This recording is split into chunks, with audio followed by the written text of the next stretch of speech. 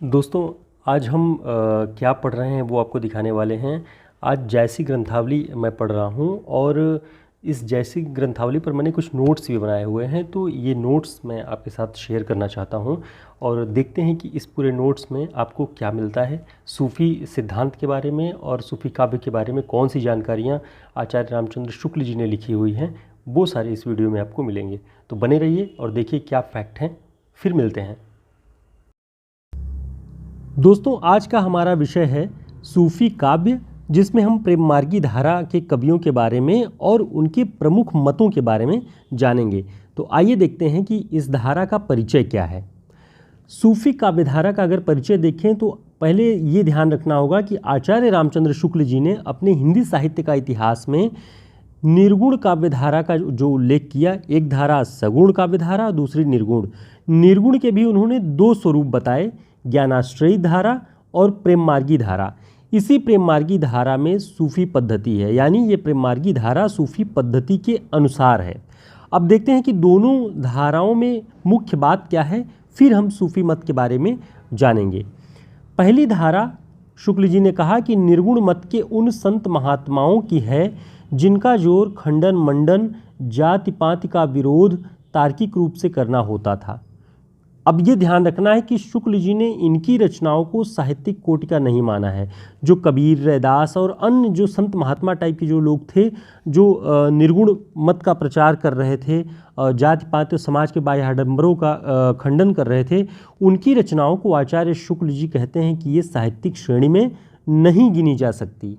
अब दूसरी हम देखते हैं, दूसरी जो शाखा है, दूसरी शाखा प्रेम मार्गी सूफ़ी कवियों की शाखा है। दोस्तों, ये हमारा हिंदी साहित्य का शॉर्ट नोट्स है। ये सभी परीक्षाओं में बहुत ही उपयोगी है। जितनी भी प्रतियोगी परीक्षाएं हैं उन सब में ये काम की हैं और आपके लिए स्पेशल नोट्स इसमें मिल जाएंगे, जिसमें हिंदी साहित्य के इतिहास पर नोट्स है, 35 प्रसिद्ध लेखकों एवं रचनाकारों पर पूरे के पूरे नोट्स हैं, वन लाइनर, काव्यशास्त्र, भाषा विज्ञान और पुरस्कारों से संबंधित नोट्स और प्रैक्टिस सेट भी है। तो ये सभी प्रैक्टिस सेट और सारे वन लाइनर क्वेश्चंस आपके लिए बहुत उपयोगी होंगे। आप हमारे व्हाट्सएप नंबर पर संपर्क करके इसे ऑर्डर कर सकते हैं। डेफिनेटली ये आपके लिए काफ़ी उपयोगी होगा। ये शाखा है, इनकी प्रेम गाथाएं वास्तव में हिंदी साहित्य की कोटि में आती हैं, ये आचार्य रामचंद्र शुक्ल जी लिखते हैं। यानी पहली धारा जो ज्ञानाश्रयी धारा है, जिसमें कबीर वगैरह आते हैं, उसे वो कहते हैं कि ये साहित्यिक कोटि में नहीं है, ध्यान रखना है। दूसरी बात है कि जो प्रेम मार्गी सूफ़ी कवियों की धारा है, उसे शुक्ल जी कहते हैं कि ये प्रेम साहित्य की कोटि में आती हैं। तो दोनों के अंतर को आप समझिए शुक्ल जी की दृष्टि में क्या है। आगे देखिए, इन साधक कवियों ने लौकिक प्रेम के बहाने, जो सूफ़ी कवि थे उनके बारे में बात कर रहे हैं, कि इन साधक कवियों ने लौकिक प्रेम के बहाने उस प्रेम तत्व का आभास दिया है जो प्रियतम ईश्वर से मिलाने वाला है। ये शुक्ल जी कह रहे हैं सूफ़ी कवियों के बारे में। यानी प्रेम तो लौकिक है, उसमें एक राजा एक रानी या एक नायक एक नायिका होगी, लेकिन उनका जो उद्देश्य है वो कहाँ जा रहा है, वो अलौकिक प्रेम की ओर, उस पारलौकिक परोक्ष सत्ता की ओर, जो ईश्वर की सत्ता है उसकी ओर संकेत करता है। ठीक, इसे ध्यान रखना है। आगे शुक्ल जी लिखते हैं कि हमारा मानना है कि सूफ़ी कवियों ने जो कहानियाँ ली हैं वे सब हिंदुओं के घर में बहुत दिनों से चली आती कहानियाँ हैं, जिनमें आवश्यकता अनुसार उन्होंने हेर फेर किया है।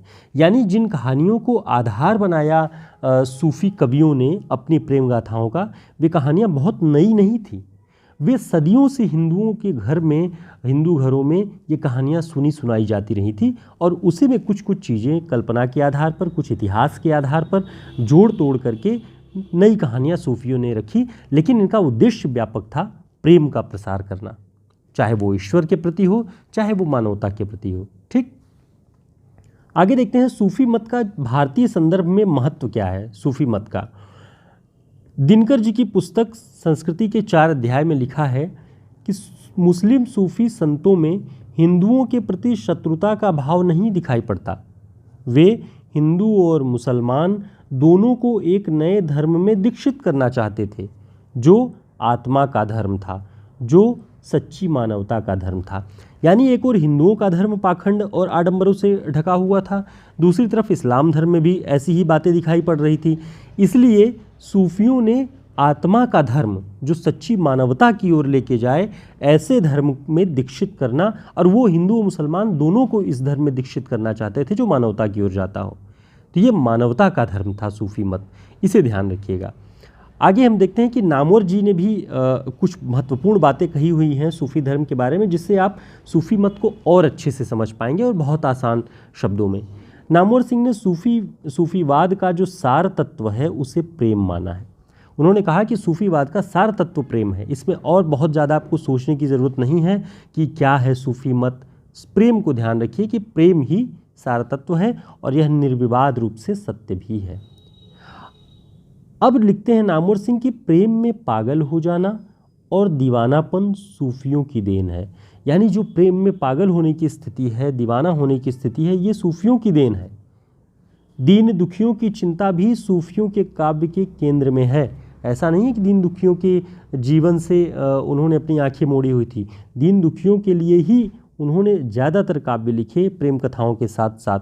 और ईश्वर को गरीब नवाज के रूप में कहकर सूफी संत मोइनुद्दीन चिश्ती ने पुकारा। यानी सबसे पहले ईश्वर को, उस अलौकिक सत्ता को गरीब नवाज अगर किसी ने कहा तो सूफी संत मोइनुद्दीन चिश्ती ने, जिसे आगे गोस्वामी तुलसीदास जी ने अपने रामचरितमानस में भी इस्तेमाल किया है इस शब्द को, गरीब नवाज। तो पहली बार मोइनुद्दीन चिश्ती ने किया और उसके आगे चल करके तुलसीदास जी में भी गरीब नवाज शब्द का प्रयोग दिखाई पड़ता है। अब देखते हैं कि सूफियों के यहाँ प्रेम का जो स्वरूप है ईश्वर के प्रति वो किस रूप में है। सूफियों के यहाँ पुरुष जो है वो साधक या भक्त के रूप में है। मतलब जो भक्त है वो पुरुष है और ईश्वर को सौंदर्यपूर्ण स्त्री के रूप में स्वीकार किया गया है। यानी बहुत अलौकिक सौंदर्य है उस ईश्वर की, इसलिए उसे प्रेमिका का, नायिका का रूप दे दिया गया। तो पुरुष नहीं मानते ईश्वर को सूफी, स्त्री मानते हैं। अब देखिए आचार्य रामचंद्र शुक्ल जी अपनी उजायसी ग्रंथावली की भूमिका में लिखते हैं कि रतन सेन को पद्मावती तक पहुंचाने वाला प्रेम पंथ जीवात्मा को परमात्मा में ले जाकर मिलाने वाले प्रेम पंथ का स्थूलाभास है। यानी रतन सेन पद्मावती की ओर चल पड़ा है उससे मिलने, तो ये आत्मा परमात्मा की ओर चल पड़ी है मिलने। प्रेम पथिक रतन सेन सच्चे साधक भक्त का स्वरूप दिखाया गया है। रतन सेन में सच्चे साधक भक्त का स्वरूप दिखाया गया है और पद्मावती ईश्वर का स्वरूप है। यानी एक स्त्री ईश्वर का स्वरूप है। सूफियों के यहाँ ईश्वर स्त्री के रूप में आता है। ये बातें आपको ध्यान रखनी है। आगे भी हम महत्वपूर्ण विषयों पर आपसे मिलते रहेंगे, अलग अलग बिंदुओं पर छोटी छोटी चर्चाएं करेंगे। हम बहुत बड़ी चर्चाओं की ओर भागने जाने से कतराते नहीं हैं, लेकिन छोटी छोटी चीज़ों में आपको हम पॉइंट समझाने की पूरा प्रयास करते हैं। तो दोस्तों, अगर आपको हमारा प्रयास अच्छा लगता हो तो वीडियो को लाइक करिएगा, चैनल को सब्सक्राइब कर लीजिए अगर आपने नहीं किया है। साथ ही डिस्क्रिप्शन बॉक्स में टेलीग्राम और व्हाट्सएप ग्रुप का लिंक है, ज्वाइन कर लीजिए ताकि हम समय समय पर सभी नई क्लासेस और कुछ अपडेट्स के बारे में आपसे बातचीत करते रहें। फिर मिलेंगे एक नए वीडियो में, तब तक के लिए नमस्कार।